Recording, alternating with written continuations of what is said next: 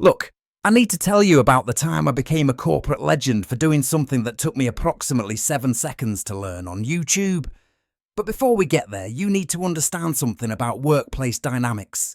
Your boss will absolutely die on the hill of being right, even when that hill is actually a molehill. And the molehill is made of their own fragile ego. So there I was, 3 months into a job where my primary responsibility was manually copying data from one spreadsheet to another. Riveting stuff. We're talking about the kind of work that makes you question whether humans were meant to have opposable thumbs, or if we should have just stayed in the ocean as jellyfish. At least jellyfish don't have to attend Monday morning status meetings. The process was beautiful in its stupidity. Every single day, I thought I would open Spreadsheet A, which contained customer orders, and then open Spreadsheet B, which was basically Spreadsheet A but with different column headers. Because someone in 2008 made a decision, and we've all been suffering ever since. Then I would copy and paste and copy and paste for 4 hours. 4 hours. My manager, let's call him Derek, because his name was Derek, and he had the energy of someone who considers reply all a power move. Derek loved this system. He loved it. He'd walk by my desk and nod approvingly like he was inspecting crops in a medieval village. Good, good. Keep up the manual data entry. Builds character. Derek, I'm 27. My character is built. It's built on student loan debt and the faint hope that one day I'll own a house. But it's built. Now here's where I made my first mistake. I had a brain. That's a dangerous thing to have in an office environment where processes haven't been updated since the Clinton administration. I discovered, and I want you to understand how basic this is, I discovered VLOOKUP. For those of you who don't speak Excel, VLOOKUP is a function that automatically matches data between spreadsheets. It's not rocket science. It's barely even bottle rocket science. It's more like sparkler science. But in that moment, discovering VLOOKUP felt like I'd unlocked the secrets of the universe. I literally whispered, "Holy shit," at my desk, and Kevin from accounting looked at me like I'd just discovered fire. I spent, no exaggeration, 7 minutes setting up this formula. 7 minutes! And suddenly a task that took 4 hours every single day was now taking 4 seconds. As I sat there watching Excel do in moments what had been consuming my entire morning, and I felt like I'd just invented the wheel, except the wheel already existed, and everyone else in the building apparently knew about the wheel. But they were all still dragging things on logs because that's how we've always done it. I was so excited that I made my second mistake. I told Derek about it. Picture this. I walk into his office. He's got one of those desk nameplates that says Derek Harrison Regional Manager, even though we have one office and he manages 4 people. And I say, "Hey Derek, I found a way to automate the data entry. It saves about 8 hours a day." You know that moment in movies where everything goes quiet? That happened. Derek looked up from his computer. That's where he was definitely playing solitaire, but had an email open in the background for camouflage. And he said, "What did you do?" Not, "That's great," or "Tell me more." Just, "What did you do?" Like I'd committed a crime, like I'd broken into the company vault and stolen the secret formula for mediocrity. I explained VLOOKUP. I showed him the spreadsheet. I demonstrated how it worked. I was like a kid showing their parents a drawing from school. Except the drawing could save the company roughly 40 hours of labour per week, which is approximately $200,000 per year in efficiency gains. But who's counting? Derek was not counting. Derek was frowning.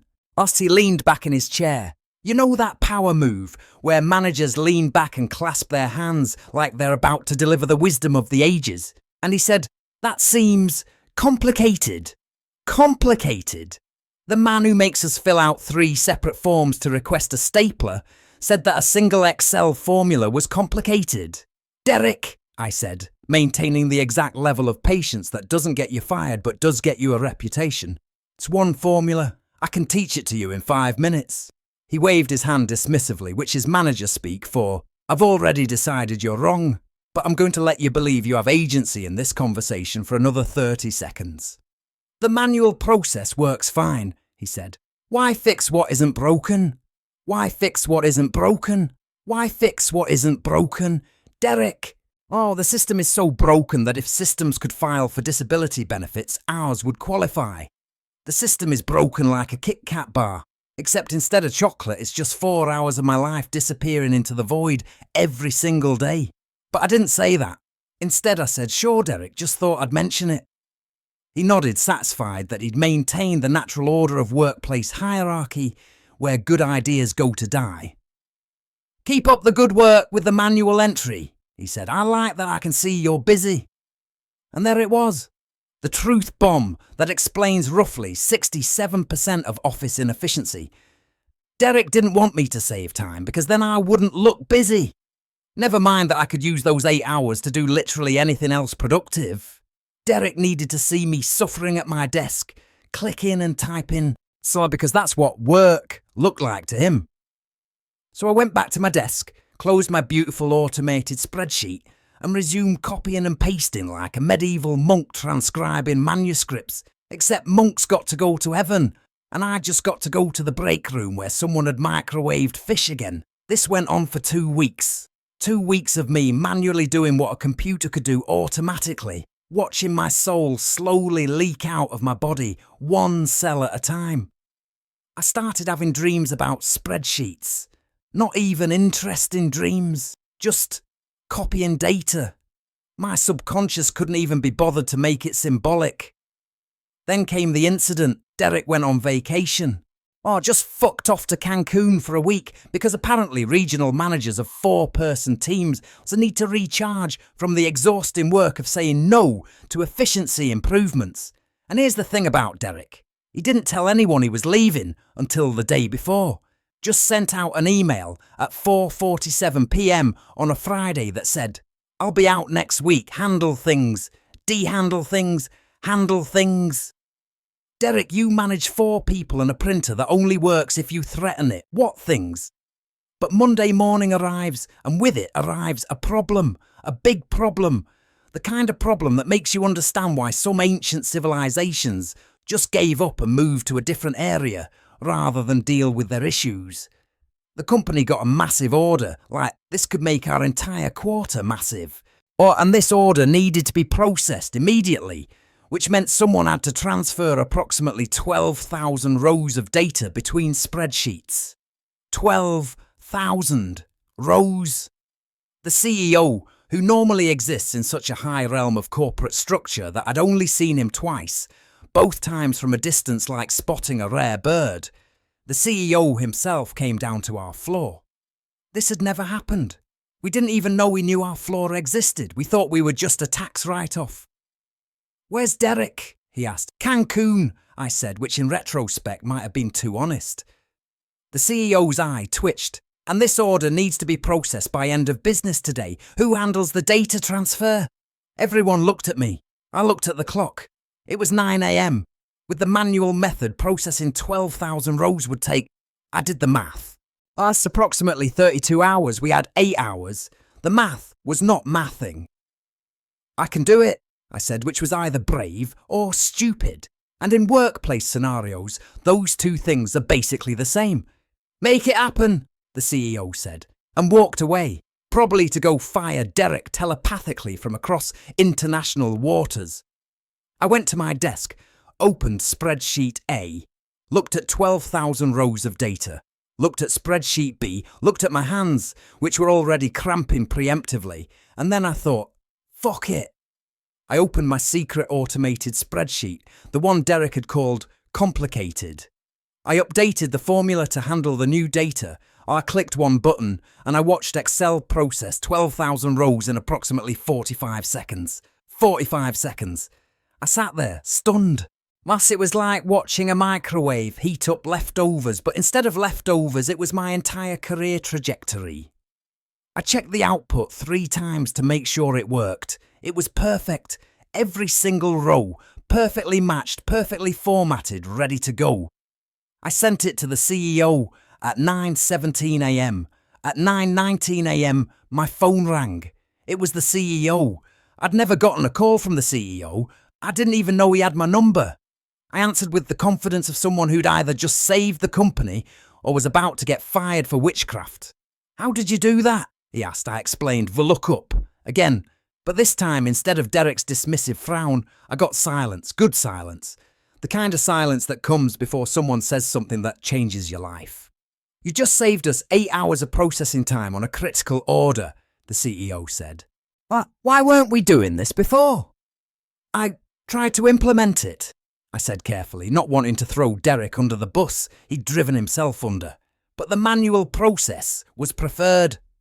More silence. Then, "Come to my office." I went to the CEO's office, which was on a floor I'd never visited. There was art on the walls, real art.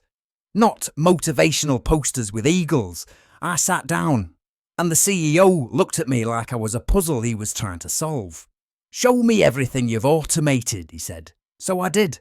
I showed him the VLOOKUP. I showed him how it could be applied to other processes. I showed him pivot tables, conditional formatting, basic macros, stuff that's in every Excel for Dummies book, but apparently had never made it to our office. With each feature, I could see him calculating how much time we'd been wasting. Yet when I finished, he leaned back in his chair.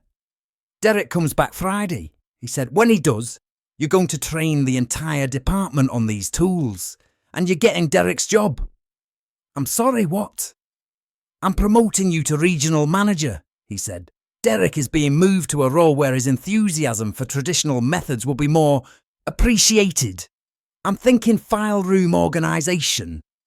And that's how I became my former boss's boss, because I watched a 7-minute YouTube video and had the audacity to apply basic Excel functions to my job. The best part? When Derek got back from Cancun and found out, he tried to argue that VLOOKUP was unreliable and could introduce errors. This is the same man who once sent out a company-wide email where he spelled there as there 14 times. But sure, Derek, whilst the mathematical function is unreliable, I'm now the regional manager. My team uses automation for everything. We save approximately 40 hours a week, which we use for actual productive work, instead of performing busy work theatre for managers who think looking busy equals value.